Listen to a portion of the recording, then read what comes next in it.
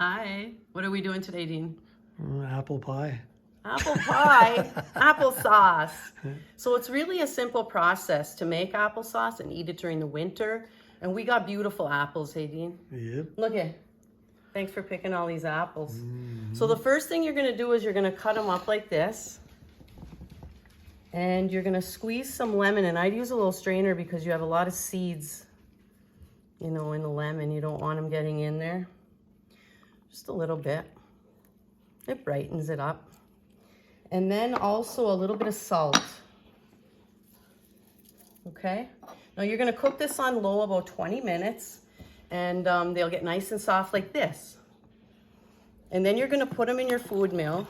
Once we figured out how to put it together, Aideen. You figured it out. You go backwards to scrape the skins off of the cutting plate there. So you're going to keep doing this. Look at how it sinks down so fast, eh? Okay.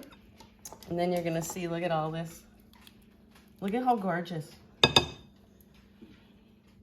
Isn't that? Look at how beautiful. Yeah, so the thing I really love is when you cut these apples and some of them got a real pinkness inside, and that's where you get this beautiful color from, because some of the color from the skin is going in here, plus some of the vitamins, right? We never peel our apples off of our trees because we don't use pesticides or nothing. So you're gonna taste this, and I like to add a little sugar.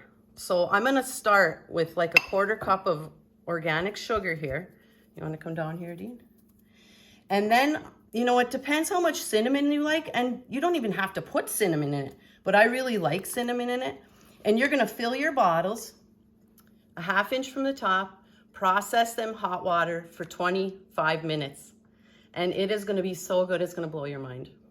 Give it a try. Keep smiling.